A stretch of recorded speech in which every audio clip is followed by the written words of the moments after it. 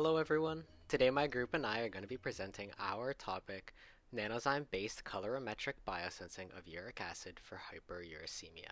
My name is Jacob, and with my partners, Suman, Lauren, and Osama, we are thrilled to share an exciting development in the field of biosensing. We're diving into the realm of hyperuricemia, which is a condition marked by increased levels of uric acid in the body.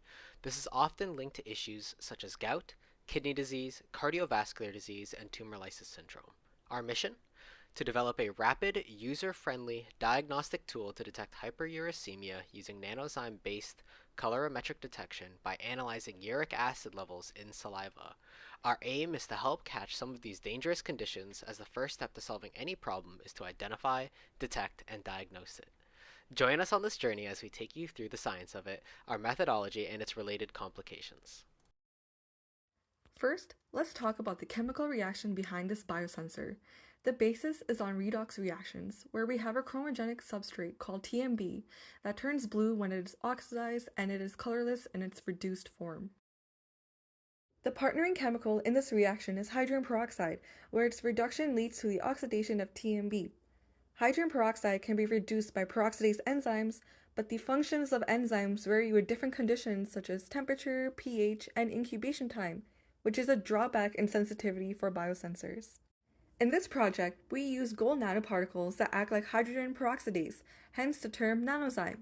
Nanozymes are beneficial as they can act like the proteins that speed up chemical reactions without the need of optimizing conditions for the biological enzyme to work.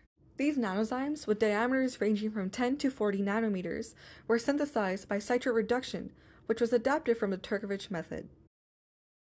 Finally, the addition of uric acid reduces TMB back to its colorless form. Using this color response, the biosensor can illustrate the concentration of uric acid depending on how much of the blue color diminishes. Understanding the mechanism of reaction, we are able to use uric acid as a reducing agent for oxidized TMB. Essentially, this is turning the blue color back to colorless, and by this standard, we can determine the quantity of uric acid present in the sample. We have conducted many general tests for determining these reactions. We tested the full reaction of TMB, hydrogen peroxide, gold nanoparticles, and uric acid, resulting in the expected colorless solution. We tested negative and positive controls as well to ensure that the color change was specific to uric acid. We compared these samples at different pH values, knowing that TMB color works at its own optimum range. We made a calibration curve to determine the limits of detection of our reactions, and qualitatively we were able to see distinctions of color between our samples. Not perfect, nor optimized for our test of hyperuricemia, but definitely on the right path. In addition to the paper-based testing, we conducted a preliminary experiment using human saliva. In the absence of uric acid, we added saliva to the reaction, which resulted in a rapid color change from blue to colorless. This indicated the presence of a reducing agent.